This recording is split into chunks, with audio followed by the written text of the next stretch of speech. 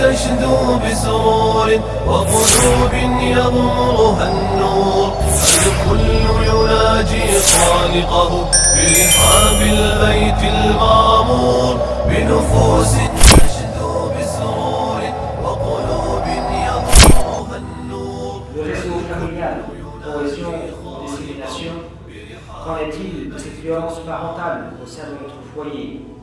Comment inciter et encourager les parents à prendre part d'une éducation importante? Comment se comporter vis-à-vis d'un enfant roi? C'est ce que nous découvrirons dans cette conférence dans laquelle nous avons accueilli notre cheikh Ahmed Zakaki Hafidahullah Ta'ala qui traitera ce sujet de suite bi'idhnillah. Et sans plus tarder, je lui cède la parole. Assalamu alaikum wa rahmatullahi wa barakatuh. الحمد لله الذي لم يتخذ صاحبة ولا ولدا ولم يكن له شريك في الملك وما كان معه من إله الذي لا إله إلا هو فلا خالق غيره ولا رب سواه المستحق لجميع أنواع العبادة لذا قضى ألا نعبد إلا إياه ذلك بأن الله هو الحق وأن ما يدعون من دونه الباطل وأن الله هو العلي الكبير وأشهد أن لا إله إلا الله وحده لا شريك له وأشهد أن محمدًا عبده ورسوله ومصطفاه من خلقه وخليله أرسله الحق سبحانه وتعالى بالهدى ودين الحق رحمة للعالمين فأدى الأمانة وبلغ الرسالة ونصح الأمة وجاهد في الله حق جهاده حتى أتاه اليقين اللهم صل وسلم وزد وبارك عليه وعلى آله وأصحابه وأتباعه وعلى كل من استنى بسنته واهتدى بهديه واقتفى أثره إلى يوم الدين واجزه الله عن المسلمين خير ما جزيت نبيا عن أمته ورسولا عن دعوته ورسالته إنك ولي ذلك ومولاه.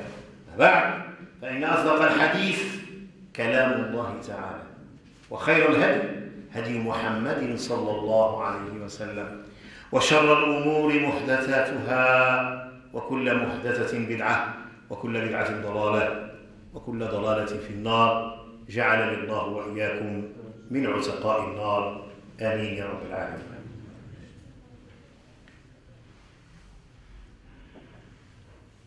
Le réseau familial, cohésion ou dissémination, une thématique très importante qui mérite d'être développée pas dans l'intervalle d'une soixantaine de minutes, parce qu'il y va de l'avenir de la communauté musulmane, tout en sachant que la première cellule familiale au niveau microscopique, ça constitue les fondements au niveau macroscopique de la communauté musulmane. Donc ce n'est pas uniquement une recette, disons, pour pouvoir mettre au point, ou mettre sur place, ou installer, si j'ose dire, une famille avec tout ce qui relève des responsabilités des uns et des autres, mais c'est tout un savoir étendu qui, ma foi, se base exclusivement sur ce que Mohammed sallallahu alayhi wa sallam nous avait rapporté et qui est vraiment la concrétisation de Coran al-Karim. La famille.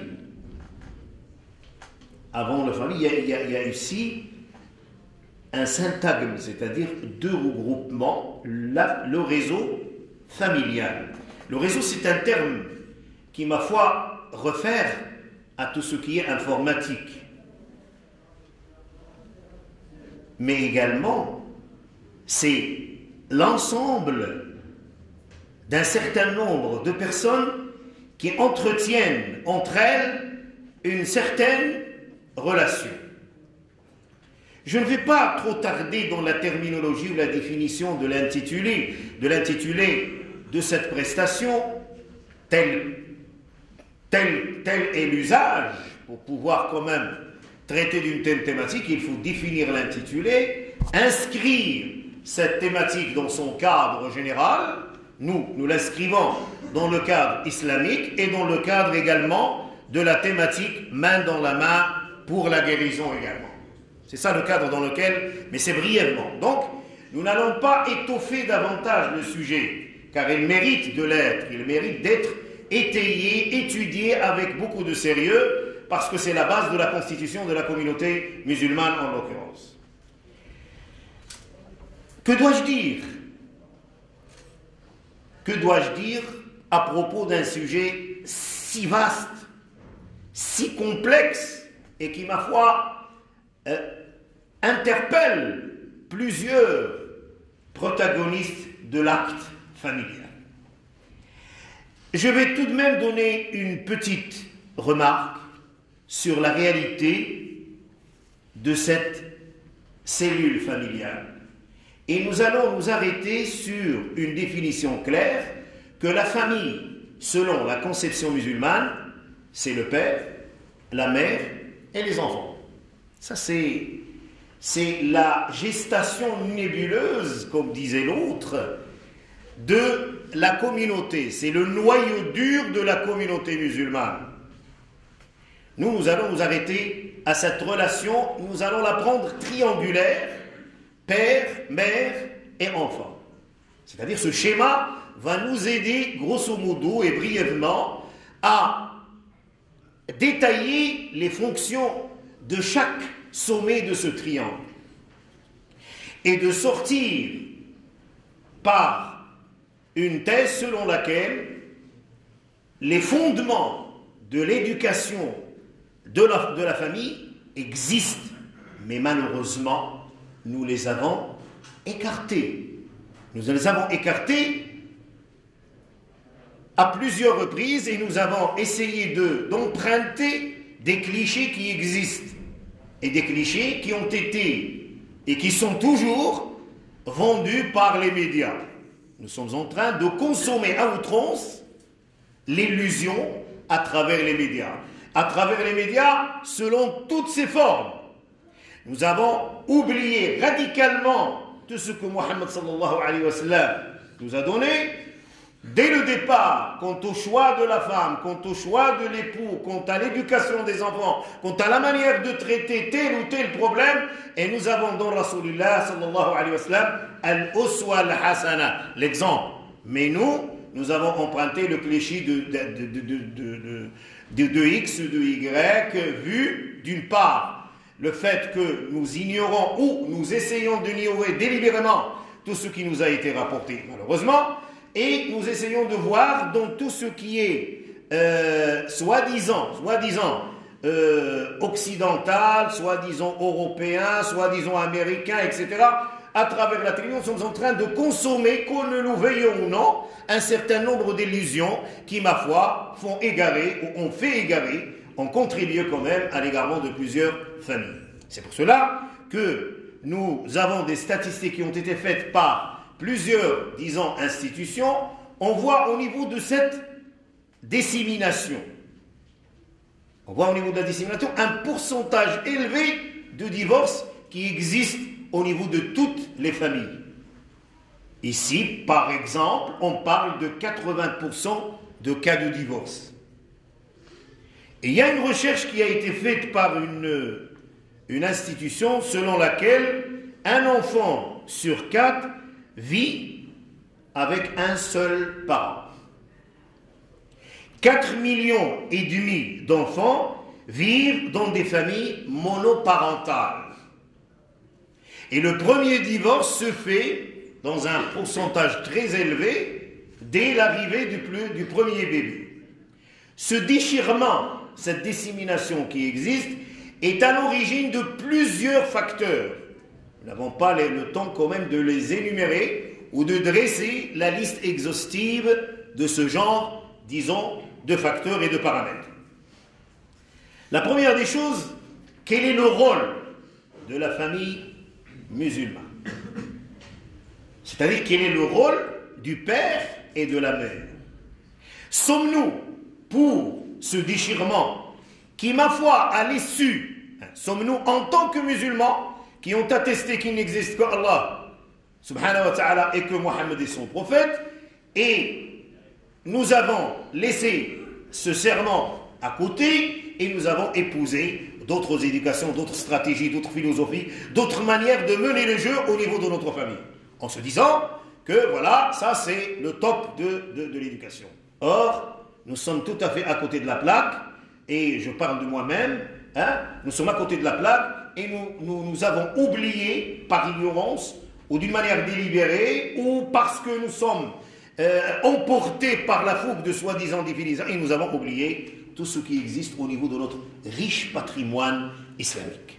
À tous les niveaux, à commencer par la constitution de la famille, le choix de la femme, le choix de l'époux, les droits de la femme, les droits de l'époux, les droits des enfants vis-à-vis de leurs parents et les droits des parents vis-à-vis de leurs enfants. Tout ceci existe. Il est bien fondé et bien fait, mais malheureusement, subhanallah, nous avons laissé ça à côté et nous avons emprunté. Donc, nous avons essayé de suivre d'une manière ou d'une autre, ou peut-être nous sommes emportés par tout ce qui a découlé de ce qu'on appelle l'émancipation de la femme, tahrir al-mar'a, subhanallah, comme si elle était derrière les barreaux, comme s'il était, disons, dans des cadenas et elle cherchait à se libérer. Et alors à ce propos-là, on a suivi pas mal de révolutions à travers le monde, et je vous référez-vous quand même à l'aberrante, disons, révolution de la femme au Canada qu'on appelle la révolution blanche. Comment cette révolution s'est-elle passée pour que la femme est devenue au Canada, c'est-à-dire la première à être, disons, respectée, et l'homme a été effacé radicalement. Ça existe également chez nous, Elle est blanche au Canada, peut-être elle est multicolore chez nous, ou autre chose, parce que nous épousons plusieurs, disons, civilisations. Nous portons plusieurs accoutrements qui, ma foi, dépassent de large nos mesures, et parfois débordent de notre corps. Donc, après cette émancipation de la femme, c'est-à-dire la femme, la pauvre, c'est l'esclave de l'homme, etc. Bien sûr qu'il existe des clichés de nos jours. Il existe des réalités, certes, mais il existe également des hommes qui, ma foi, sont devenus, par cette émancipation, par, disons, le fait de comprendre d'une manière maladroite les droits, et de faire également de l'homme, quand même, un esclave, disons, à bon marché. Après l'émancipation, il y a, durant cette dissémination, pour qu'on puisse parler de la cohésion, il faut qu'on parle de la dissémination. Après cela vient également, dans un ordre des choses, le droit, la reconnaissance du droit à la contraception. C'est-à-dire, il faut arrêter la progéniture, il faut, Rasul sallallahu alayhi wa sallam nous incite pas mal de hadiths pour que nous soyons, c'est-à-dire nombreux, pas au niveau du nombre également, mais une société solide au niveau de l'éducation, au niveau de la manière d'agir, au niveau du comportement, au niveau de l'évolution, au niveau de la contribution à l'évolution de la société. Nous ne sommes pas quand même, nous n'appartenons pas à une religion statique. Subhanallah, la mosquée, je m'endosse le mur et je fais garnir mon estomac de couscous et là, et j'oublie. Parfois, je trouve dans la mosquée un refuge. Je ne suis pas très bien traité chez moi, etc., etc. Non, la mosquée, c'est un atelier, c'est une usine de fabrication de la jeunesse. Cette jeunesse qui doit contribuer à l'essor de la communauté musulmane. Et ça doit commencer à partir de la maison, à partir du foyer. Donc, après cette contraception, il vient également ce qu'on appelle, et ceci c'est dans le XXe siècle, ce n'était pas quelque chose de très loin, alors là, la reconnaissance malheureuse de tout ce qui est disons, homosexualité, lesbianisme et tout ça. Et on trouve dans notre communauté un appelé Abdelkader qui se dit, sans aucune crainte ni piété, je suis gay. Il le dit. Et puis il y a des émissions qui, ma foi, le montrent, avec tout le déguisement adéquat, qui le dit sans aucune honte, sans aucune qui dit que je suis gay. Parce que pourquoi? Il a consommé l'illusion. Et après ça vient également la reconnaissance de l'adoption. Abdelkader avec Mouha qui cherche à adopter un petit enfant. C'est vraiment un tableau sinistre. C'est une réalité qui, ma foi, nous rappelle dans le Coran Qawm Lut. Et Allah subhanahu wa ta'ala, qu'est-ce qu'il avait pour Qawm Lut?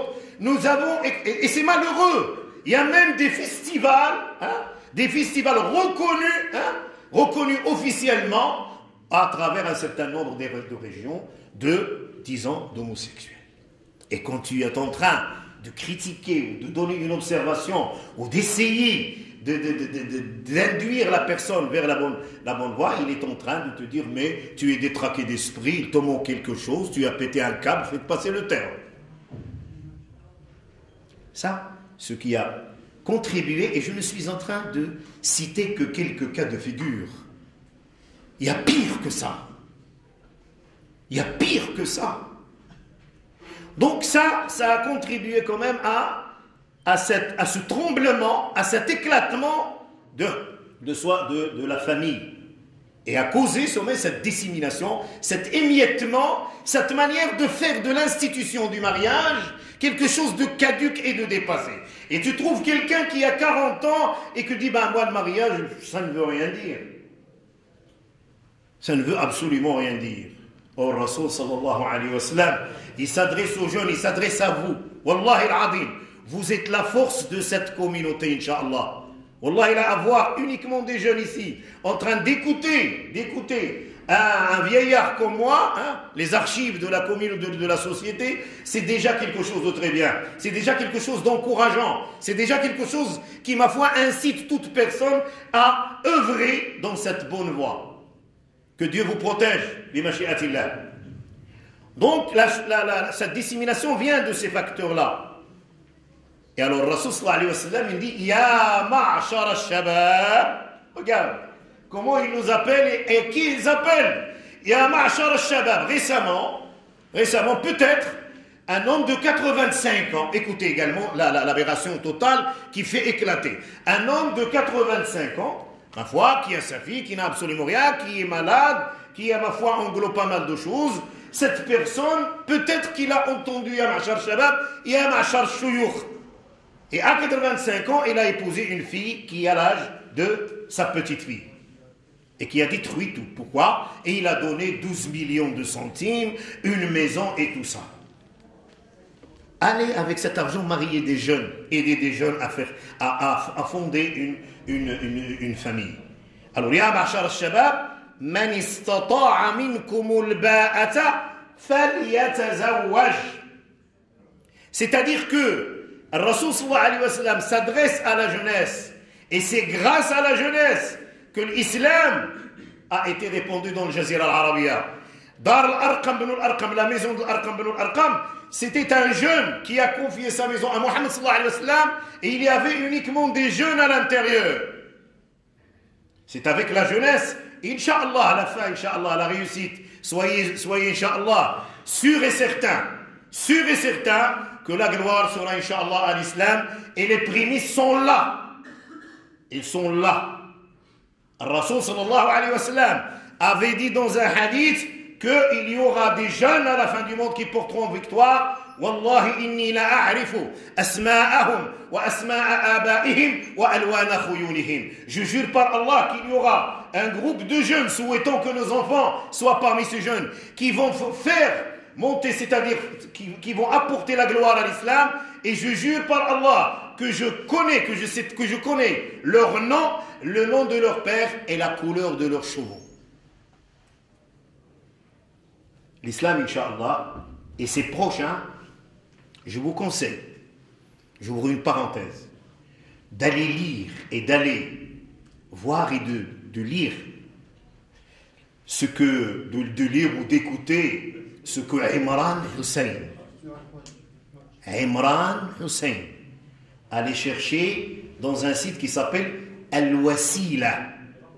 Et vous allez voir ce que dit cette éminence, cette éminence que je salue, que je salue. Allez voir comment la conception du monde selon cette éminence au niveau scientifique. Donc voilà, le déchirement est là et nous sommes une communauté qui est pour le mariage. Parce que la première cellule, la première combinaison humaine a été, depuis la création de Adam, mari et femme. وإذ قلنا لآدم اسكن أنت وزوجك الجنة. ماشي concubinage. Non. اسكن أنت وزوجك الجنة. C'est-à-dire, habite toi et ton épouse Hawa al-Jannah. C'était la première cellule. Et Allah a voulu que les choses soient comme telles. Nous sommes en train de transgresser délibérément ce que Allah. Donc la première des choses, c'est le fait de dire il faut que je me marie. Et par le mariage, je suis en train de contribuer au sein de la communauté musulmane à saper la fornication, à détruire ce fléau qui, ma foi, a touché malheureusement notre communauté. J'ai lu à travers un certain nombre de questions qui me sont parvenues à l'issue d'un séminaire. Plus de 35% parlent d'actes sexuels et de plaisirs sexuels hors contexte de mariage. Nous, Allah subhanahu wa ta'ala a créé en nous ce désir. Il nous a créé en nous cette envie. Et c'est un don divin pour que nous l'investissions dans le mariage et pas ailleurs. Quand quelqu'un te pose la question et te dit, il est innocent, il dit ça comme ça, mais alhamdulillah, il s'est repenti et c'est là l'avantage. Ben moi j'ai fait ceci, j'ai ma petite amie, je ne sais pas pourquoi il est petite. Je ne sais pas. C'est-à-dire quelle unité de mesure il utilise pour la rendre petite ou grande. Donc voilà, j'ai ma petite amie, mais est-ce que Mohammed sallallahu alayhi wa sallam avait sa petite amie? Est-ce que Omar ibn Khattab avait sa petite amie? Est-ce que Abu Bakr as-Siddiq avait sa petite amie? Est-ce que Abdullah ibn etc. Est-ce qu'un musulman digne de ce nom accepte d'avoir une petite amie et refuse radicalement que sa sœur soit la petite amie de X? Tu prends n'importe qui, à moins qu'il soit un extraordinaire cocu. Tu lui dis ta sœur et tu dis non, je le tue, hein. Si je le trouve, je la tue. Ah oui. Et pourquoi toi? Sachez très bien que l'islam, quand il a installé l'institution du mariage, quand Allah a créé l'homme pour la femme et la femme pour l'homme, pour être mariés dans le bien, non pas pour apaiser un désir charnel, pour aspirer à une satisfaction corporelle, non. Ça, c'est l'un des moyens pour créer cette mawadda wa rahma dont Allah parlait dans le Coran. Créer cet amour, cette estime, cette clémence, cette vie.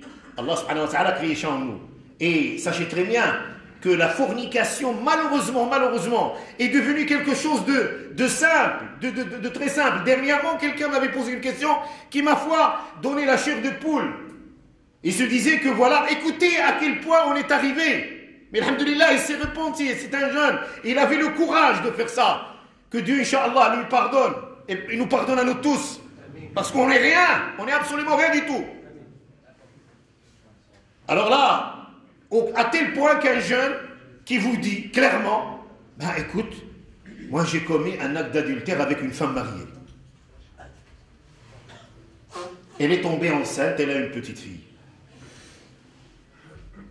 Ben qu'est-ce que tu as fait? Je suis allé chez son mari et je lui ai révélé la chose. Et écoute, à force de perdre espoir, il a dit, bon, si tu veux la prendre, hein, tu la prends avec la fille, si tu veux la laisser, laisse-la. Si C'est malheureux. C'est malheureux. On est arrivé à... Ce sont des films qui, ma foi, font blanchir les cheveux, malheureusement. Alors là, l'islam, le cadre de l'islam, est venu pour sauvegarder. L'une des finalités de la jurisprudence, c'est de sauvegarder la progéniture, de sauvegarder cette relation. Nous ne sommes pas, même les animaux, même certains animaux, à part le porc, comme vous le savez, ont cette manière de défendre leur honneur. Heureusement, quand on devient à ce point-là, on lâche, ça ne marche pas. Donc l'islam, si vous êtes en train de semer, de jouer par votre délicatesse, par vos tablettes de chocolat, votre cheveu bien fait, vos paroles, hein, et vous dites que vous êtes influté, vous êtes en train de jouer de la crédibilité d'une fille, sachez très bien, Wallahi al-Adim, vous incarnez Shaitan. Le jeune qui est entré à la mosquée et qui a dit à Mohammed, I'dalni fi zina. Dans une mosquée, si tu dis ça, aujourd'hui, à un imam, alors là, je ne sais pas où est-ce que tu seras enterré à Josaphat ou ailleurs, je ne sais pas. I'dalni fi zina. Rasulullah sallallahu alayhi wa sallam, il a pris avec beaucoup de délicatesse. فبرحمة من الله لنت لهم ولو كنت فظا غليظ القلب لانفضوا من حولك فاعف عنهم واستغفر لهم وشاورهم في الأمر. Le Rasul sallallahu alayhi wa sallam a été doué, a été donné pour cette clémence, il l'a ramené. Et il lui a dit, est-ce que tu l'acceptes pour ta sœur, est-ce que tu l'acceptes pour ta mère? Il a dit non, non, non. Mais il l'accepte pour d'autres, c'est notre cas. Quand tu es en train de jouer d'une fille et de lui dire, voilà, de faire tout ce que... Moi, je connais quelqu'un qui m'est très proche. Et quand il était étudiant, lui, il était beau, il avait la manière de s'habiller, hein, il savait parler, hein, disons un coureur de jupons d'élite, hein, avait signé, hein, et ça existe. Et alors là, il a joué avec la première, la deuxième, la troisième, la quatrième, et à chaque fois il leur dit, ben voilà, nous allons, Inch'Allah, jouer, on va faire ceci, et on va faire cela, etc. Il lui construit des châteaux sur le sable, et puis maintenant, Wallah al-Adim, aucune fille ne l'accepte. Il est milliardaire. Et il s'est coincé avec, je ne peux pas dire avec qui, parce que la mosquée ne le permet pas, et il vit dans cette vie parce qu'il a joué. C'est là de la tyrannie. Dolm. Ou dolm dolomat, son père il est dans la mosquée ou dans le travail, il est quelque part, et toi tu es en train de jouer de ça. Non, au contraire. Wallahi al-Adim, vous serez les plus grands érudits et les messagers d'Allah. C'est à chaque fois que vous trouvez quelque chose, avec beaucoup de délicatesse, avec beaucoup de... vous essayez de vous éloigner de ce genre de choses. C'est ça le plus important. Donc, il est appelé à tout musulman, d'une part, de se marier. Il y avait un mathématicien, un docteur, à la Sorbonne, qui s'est reconverti à l'islam, et qui a écrit un petit livre, un petit fascicule, de rien du tout, dans lequel il dit aux parents, et alors là, les parents, ça c'est un autre problème, aux parents qui se disent, voilà, il faut que ma fille parvienne à ça, il faut qu'elle ait son doctorat, il faut qu'elle ait son appartement, il faut qu'elle ait ceci, et que mon fils doit ceci et cela. Si tu as les moyens, je te dis, marie-les. Marie, c'est ta fille demande, et il faut également que les enfants soient clairs et soient nets. Vous avez, alhamdoulilah, atteint un degré de culture et de savoir pour dire la vérité. L'islam n'est pas quand même... On ne vit pas dans l'islam dans l'obscurité, non, on est dans la clarté. Il faut parler. Allah subhanahu wa ta'ala nous parle de tout à travers le Coran. De tout. Alors là, il faudrait dire, voilà, autant dit ce professeur, les marier que de les laisser à leur guise commettre un acte de fornication. Autant divorcer que d'avoir une fille de ce genre-là. Et malheureusement, quand on est dans une université, quand il y a ce mélange, cette mixité, malheureusement, quand on est dans un monde où on est tout à fait contraint de vivre côte à côte avec la femme, si on n'a pas quand même ce courage de savoir se tenir, de savoir tenir également toutes ces tentations, alors là, on est foutu. Mais si on est, alhamdoulilah, armé de la foi ou de l'iman et de la crainte d'Allah subhanahu wa ta'ala, même si une fille essaye quand même de tomber dans l'abîme, il faut la sauver, il faut la tenir par la main. C'est une sœur musulmane qu'il faudrait également. Et puis, même la fille également, quand elle est en train de sortir et de se mettre 4 heures, 5 heures, 8 heures, parfois 25 heures sur 24 devant la glace pour sortir, avec le parfum, avec tout le machin, elle est en train quand même d'encourager, d'attiser le feu. C'est pour cela qu'Allah subhanahu wa ta'ala nous a demandé de nous vêtir correctement selon ce que Allah subhanahu wa ta'ala nous a dit. Donc, la première des choses, pour qu'il y ait cohésion, il faudrait qu'on change le matériau de réflexion. Il faudrait que la manière de concevoir le mariage, le plus simple, la plus simple relation, c'est zawaj l'islam. La plus simple. Les conditions, et la première des conditions indispensables, qui est ma foi à l'origine de rendre deux personnes, mari et femme, c'est le consentement des uns et des autres. La dot, c'est parmi ceux-ci. L'acceptation également du père quand la fille elle est encore vierge, c'est une autre chose.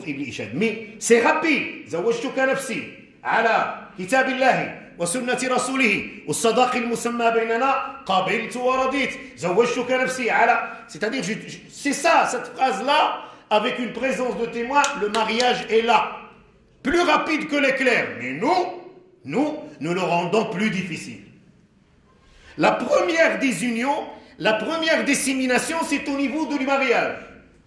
Le père, qu'est-ce qu'il dit? La fille dit, voilà, j'ai rencontré quelqu'un, il va venir frapper à la porte pour demander ma main. Comment il s'appelle? Il s'appelle Mohamed. De quelle région est-il? Alors si malheureusement, il dit que lui, il est de X ville, pour ne pas attiser certaines sensibilités, et la ville, l'autre ville, c'est Y. Non, il faut qu'il soit de la ville Y. Mais si tu dis qu'il est un noir, là, c'est le comble. Ça, c'est le comble. Ils oublient que Bilal, Abdurrahman ibn Auf, le plus grand Richard de Médine, avait offert sa fille à Bilal Habashi. Quand il est reconverti, non, il est reconverti, non. Est-ce que le Rasul sallallahu alayhi wa sallam nous a dit, إذا جاءكم reconverti, ou aswad, ou akhal, ou bid, non. إذا جاءكم من ترضون دينه وخلقه فزوجوه إلا تفعلوا تكون فتنة وفساد في الأرض. Il faut accepter, il faut chercher, comme tuteur, comme père ou comme grand frère ou comme sœur, il faut aller trouver la morale et la conduite. Et il faut user de toutes les diplomaties pour pouvoir découvrir cette personne au sens propre du terme. Il ne faut pas se dire, masha'Allah, il est barbu. C'est ça. Masha'Allah, il a un hijab. Oui, c'est bien. Mais c'est bien, mais au niveau de la conduite, comment il est? Alors on réduit l'islam fait le hijab. Et là le hijab, masha'Allah. Il a la barbe. Parfois cette barbe il est longue, il arrive jusqu'au magma, sans être brûlé. C'est pas ça. Allahu la yanduru ila suwarikum. Allah ne regarde pas l'aspect externe, mais il regarde le profond. Donc si vous êtes en train de contribuer à la mise en place d'une famille basée sur d'autres critères que la morale et digne, voilà la première dissémination. Première manière de faire de cette famille quelque chose qui ne marchera pas. Et c'est pour cela que le taux, disons, de divorce s'élève de jour en jour et que le fait de fuir délibérément l'institution de mariage est devenu quelque chose de simple. Là, regarde est-ce qu'il est. Et puis là, le fait de dire, je voudrais une femme modelée de tel type. Tu es en train d'acheter l'illusion. Tu regardes là la reine du beauté à l'intérieur de la télévision, tu dis, voilà, pourvu que j'ai une femme comme ça. Il y avait un jeune qui voulait se marier et qui fréquentait la mosquée. Et c'est réel ça. Il est allé chez l'imam et lui a dit, regardez quel critère. Je voudrais une femme d'1,70 m. Donc il faut ramener 1 mètre ruban et mesurer de la tête jusqu'aux pieds. Je voudrais une femme d'1,70 m qui ne dépasse pas 60 kg de poids. Comme s'il allait l'acheter au prix, comme c'est la dot, c'est au poids. Et qu'elle soit blanche, etc., les cheveux ceci, les pieds ceci. Le frère lui a dit, oui, ça va, c'est très bien, je vais essayer de trouver ça. Mais écoute, si je trouve cette fille d'1,70 m, qui est de cette couleur, qui a les yeux de cette couleur, Wallahi al-Adim, je ne te la donnerai pas, je vais l'épouser moi-même.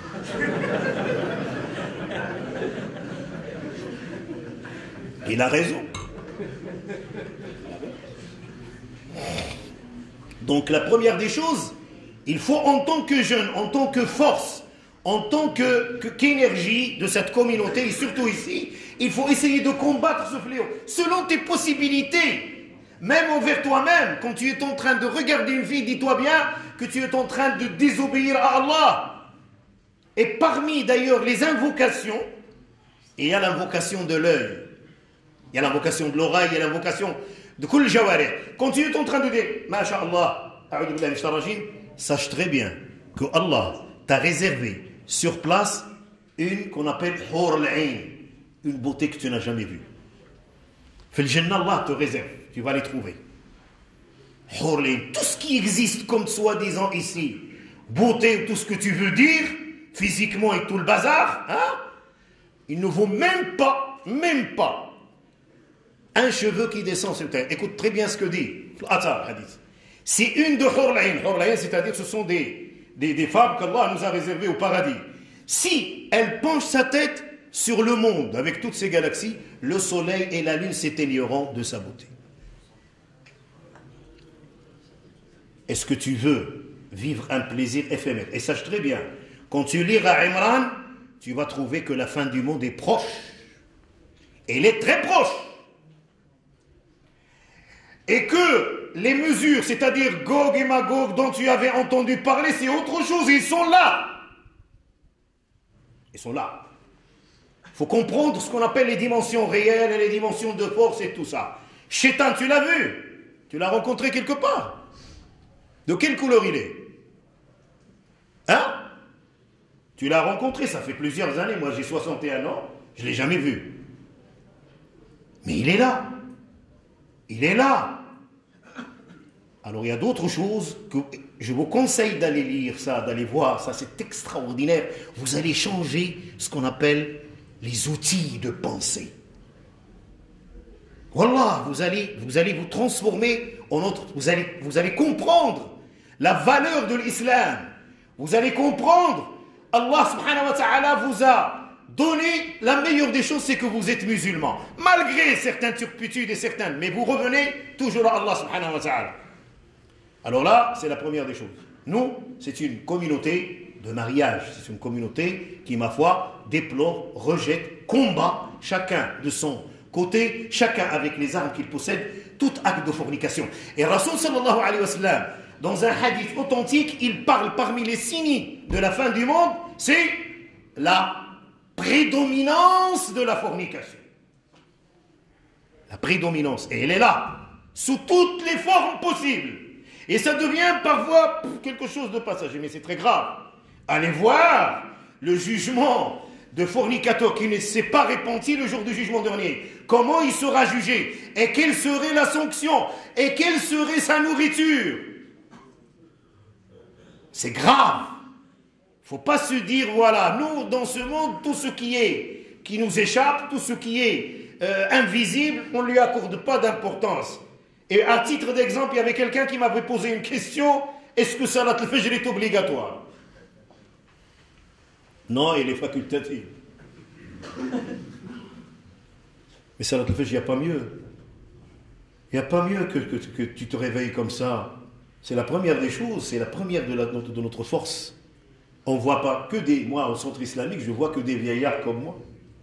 4 ou 5 jeunes, c'est malheureux.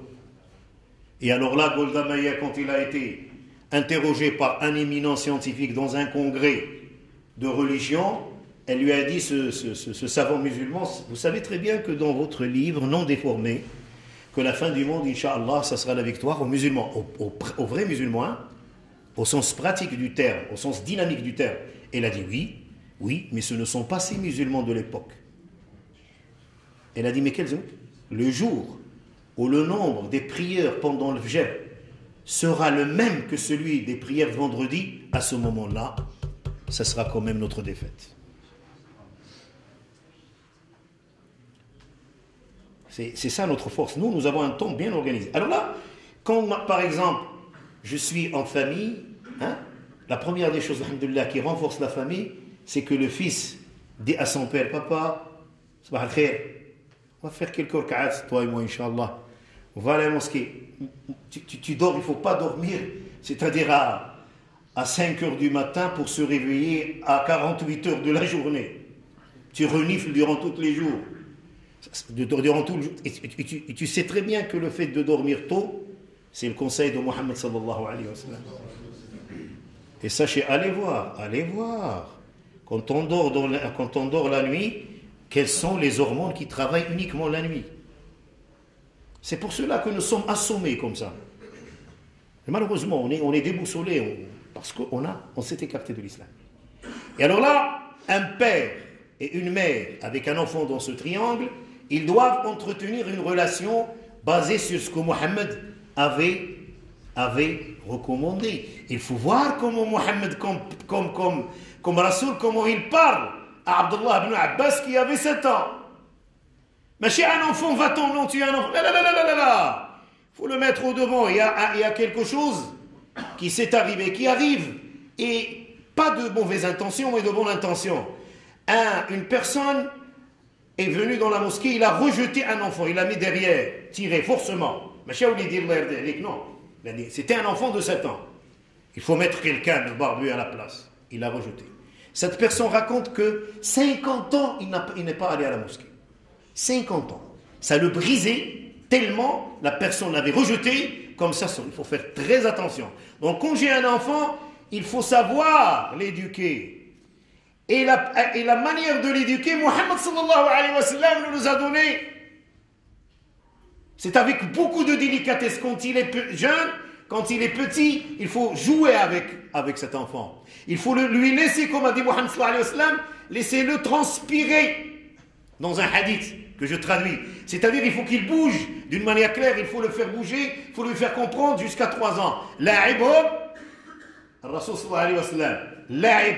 Et maintenant, quand on parle au niveau des rechercheurs pédagogiques et psychopédagogiques, ils parlent du jeu, ils expliquent les jeux, Piaget également a toute une panoplie commune de jeux, le respect des règles et tout le bazar. Nous avons dans notre religion quelque chose de normal. Et Mohammed sallallahu alayhi wa sallam se mettait à 4. Et les 2 petits-enfants se mettaient sur son dos. Et qu'est-ce qu'il dit? Les meilleurs cavaliers que vous êtes est la meilleure monture que vous montez. Là, tu vois un père à 4 avec son fils. C'est là où le haram, qu'est-ce que tu fous ici? Et le bazar, non. Les gros mots et tout ça, ça brise les enfants. Et moi, j'ai reçu pas mal de questions émanant de certaines filles qui disent que faire avec un père qui ne communique pas?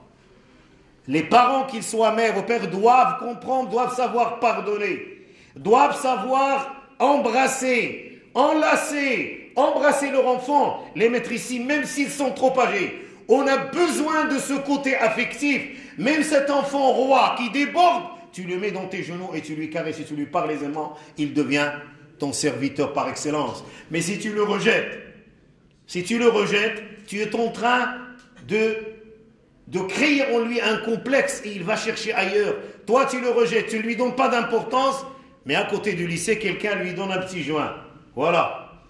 Addel Dmir dialek, ça fait du bien.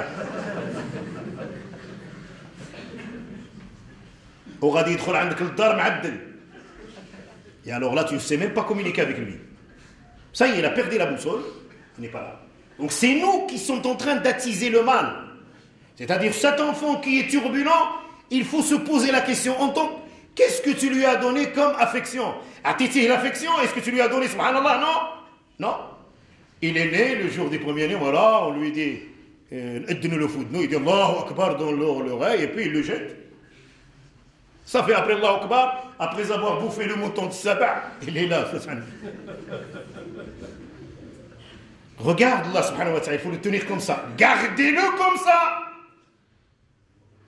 Gardez-le comme ça. Ne le rejetez pas, sinon il deviendra un turbulent, un tyran, il va te causer toutes les mers du monde.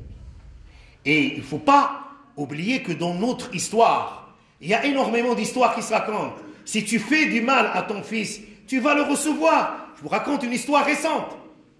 Quelqu'un qui avait son père chez lui. Le père est devenu très vieux, il n'a pas de force, il bavait. Hein? Dieu m'en préserve. Hein? Il bavait, je suis à ce stade-là. Il bavait, et puis il était à côté de la table, il y avait 2 petits-enfants, et la femme dégoûtée. Hein? Parce que ce n'est pas une femme qui a été choisie selon les critères de Mohammed. Sallallahu alayhi wa sallam. Et la femme, il regardait, il disait, mais c'est dégueulasse ce que fait ton père. Oh, ça bouche l'appétit, hein. Nous, on prépare tous les mets, et voilà, il est en train quand même de nous arroser avec son salive. Ben, il est découragé, le pauvre, il a peur de sa femme, hein. Il soit à l'extérieur et la maison soit vendue et tout le bazar. Mais qu'elle se vende, cette maison. Le trésor, c'est ton père. Je prends cette salive, c'est du parfum pour moi. Oui, c'est du parfum pour moi. Alors il a pris son père, il l'a mis dans une chambre, il lui ramène à manger comme un chien. Les enfants, qu'est-ce qu'ils ont dit à leur père? Mais pourquoi tu as mis notre grand-père à l'écart dans la chambre? Mais vous savez, en mangeant, lui, il bave. Ah, écoute papa, quand tu seras grand, Inch'Allah, toi aussi, tu baveras, tu vas faire le bas, et on va te mettre dans une chambre. Je suis quelqu'un, si je veux, dans le triangle que nous avons tracé, il faut que je sois un père à l'image de qui? À l'image de Muhammad sallallahu alayhi wa sallam. J'apprends à mon fils quand il a 7 ans, je le prends. Chef, comme j'ai dit, Abdullah ibn Abbas. Alors là, Rasoul était sur une ânesse, en train de traîner. Comme le Kadhafi, il est sur une ânesse, Al-Kay Moubarak. Et je m'arrête là. Hein? C'est le chef d'État, Muhammad sallallahu alayhi wa sallam. Il traîne dans le souk avec tout le monde, avec une ânesse. Et il a vu un garçon, c'était Abdullah ibn Abbas. Il l'a pris par la main, il l'a mis derrière lui. Il lui parle comme si c'était un grand. L'enfant là, il est petit, mazal sghir, ma andouch l'aql. Et toi, tu as l'aql qui pense comme ça. Quand tu dis qu'il n'a pas l'aql, toi tu en as de l'aql, tu n'as même pas une miette. Il n'a pas l'aql, mais il est mieux que toi, les jeunes d'aujourd'hui. Manipule-moi, ma fille me dit, voilà comment on fait là, le Facebook, le Twitter, le bazar. C'était pas de ma génération, moi. Et je dis, c'est bien, et comment je fais pour ceci? Elle fait comme ça. Elle a 18 ans, et moi j'en ai 60. C'est à chaque communauté, son savoir et sa manière de faire. Et puis je vois mes petits-enfants en train de jouer maintenant, mais c'est d'une génération à une génération, il y a une évolution. Mais andouche l'aql, et toi tu en as. Mais c'est ta progéniture, c'est la cellule familiale. Tu es en train de casser ce triangle, comme disaient certains. Non, c'est de l'amour et de l'affection qu'il faut donner. Et si vous êtes jeune, c'est la première leçon et le premier ingrédient pour ne pas faire de vos enfants des turbulents, des truands, des rebelles contre vous. Il y avait quelqu'un qui était également chez son père. Il a vieilli, et puis la femme a dit, mais j'en ai marre de ce vieillard. Hein? Alhamdulillah, les femmes qui font ça, ils sont nombreuses. Il faut le jeter. Alors là, elle dit, oui, à tes ordres. Hein? À tes ordres, il prend son père, il le tire. Et le père mesquin, il ne sait pas marcher. Il le tire jusqu'à la porte. Il a voulu le descendre jusqu'au hall. Il a dit, arrête, mon fils, arrête jusqu'ici. Jusqu'ici, parce que moi, j'ai expulsé mon père jusqu'à la porte, pas ailleurs. Donner de l'affection, c'est gratuit. Ça n'existe ni à Carrefour ni ailleurs. Elle est à l'intérieur de vous-même. Soyez souple, parlez, ayez beaucoup de délicatesse pour pouvoir éduquer. Quand il arrive à 14 ans, 8 ans, c'est un ami. C'est un ami. Et quand il commet une erreur, tu le vois par exemple fumer ou commettre une erreur. Ne sois pas le Père bon Dieu. Tu n'as jamais commis d'erreur toi en tant que Père. Tu es un ange? Non. Il faut savoir diriger délicatement. La faute revient à 100% à certains parents qui, ma foi, la première des choses, ils rejettent cette pensée qui est en évolution.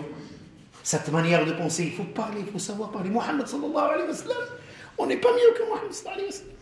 Il avait un enfant à sa droite et il avait un sahabi à sa gauche. Et quelqu'un est venu avec de l'eau. Rasoul a bu, il a dit à l'enfant, il demande la permission à l'enfant, parce qu'il était à sa droite, il faut commencer par la droite.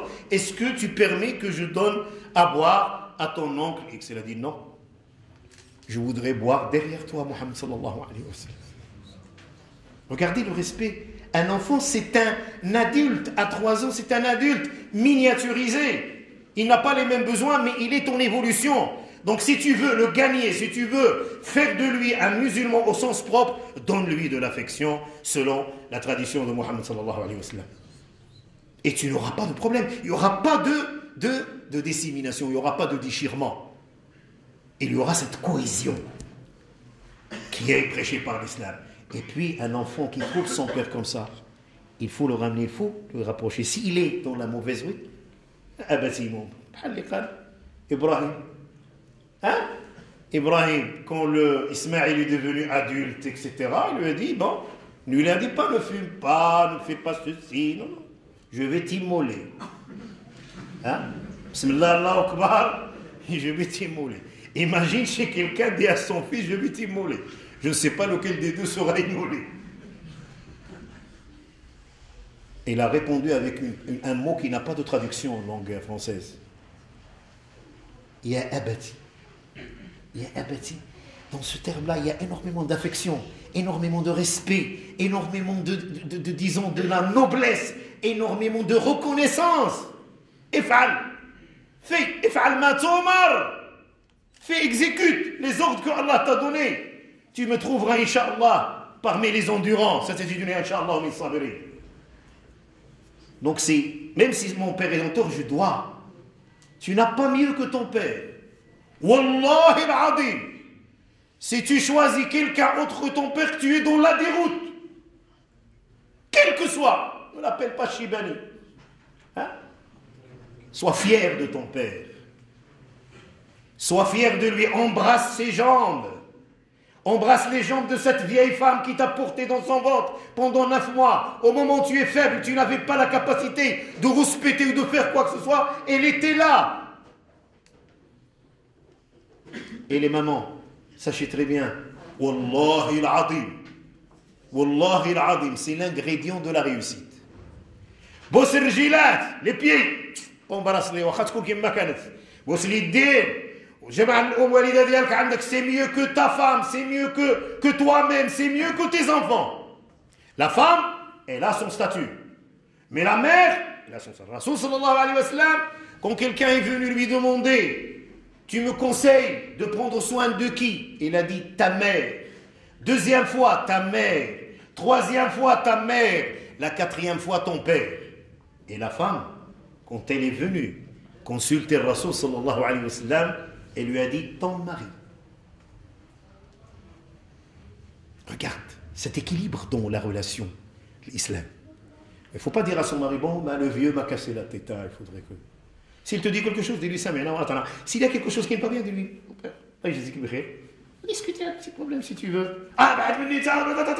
Laisse-le. Donc il y a ce qu'on appelle un échange, une synergie qu'il faudrait créer pour installer la cohésion. Le sujet est très vaste. Si vous voulez que je m'arrête, je m'arrête. Hein. Si vous voulez qu'on voit jusqu'au matin, moi ça me gêne. Il faut qu'on respecte l'horaire qui est dicté par l'association.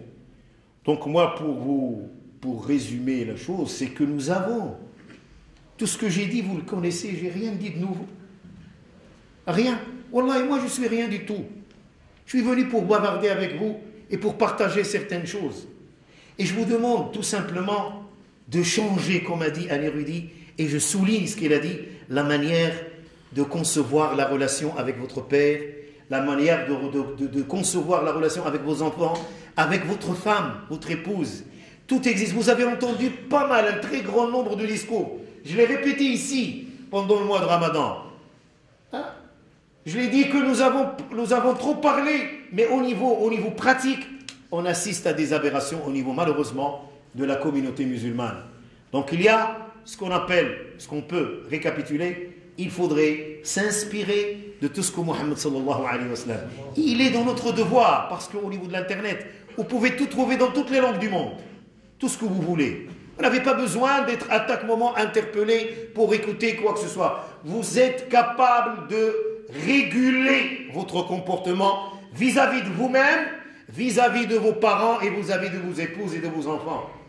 Alhamdulillah, il faut changer la manière de concevoir. Et il faut, la chose que je souligne, avec un trait, avec n appartenant à n+, hein, si on emprunte un langage mathématique, hein, il faudrait essayer, autant que possible, de ne plus consommer l'illusion des médias.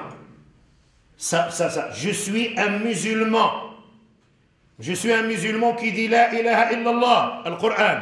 Muhammadun Rasulullah as-Sunnah. Point barre. Et alors Mohammed nous a parlé de tout. Et le Coran nous a parlé même de l'éducation sexuelle. Wallahi al-Azim. C'est le Surat al-Baqarah. Surat al-Baqarah, tu vas trouver les règles précises, bien faites, excellemment formulées, avec de la pudeur, avec beaucoup de délicatesse. C'est la parole d'Allah subhanahu wa ta'ala. Et tu commences par يسألونك عن المحيض قل هو أذى فاعتزلوا من النساء في المحيض إلى آخره. Là, il y a quand même dans 4 lignes, surah wahda, de ayah wahda, il y a l'éducation sexuelle dans l'apogée, parce que c'est Allah qui nous a appris comment entamer, comment faire, et tout est là. C'est pas un livre vulgaire ou un film érotique qui, ma foi, brise et froisse, disons, la pudeur, et qui, ma foi, donne des choses vraiment aberrantes. Tout existe dans le Coran. Wallahi al-Adim. L'éducation des enfants, le commerce, tout est là. Et le hadith de Rasul sallallahu alayhi wa sallam. Donc tâchez de ne pas être victime de l'illusion.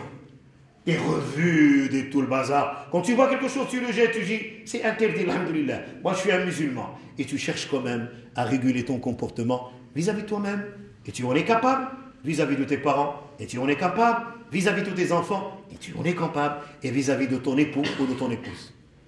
أقول ما سمعتم وأستغفر الله لي ولكم ولسائر المسلمين ربنا لا تؤاخذنا إن نسينا أو أخطأنا ربنا ولا تحمل علينا إصرا كما حملته على الذين من قبلنا ربنا ولا تحملنا ما لا طاقة لنا به اعف عنا واغفر لنا وارحمنا أنت مولانا فانصرنا على القوم الكافرين. Je vous remercie infiniment de votre attention et je remercie également cette association qui a, ma foi, voulu, disons, inviter cet humble personnage pour vous donner quand même cette petite prestation. Excusez ma façon de parler, excusez si j'ai proféré certaines vocables inutiles, et je remercie également les gens de cette mosquée qui nous accueillent avec un bras ouvert. Allah yajzihum bi khair. Assalamu alaikum wa rahmatullahi ta'ala wa barakatuh.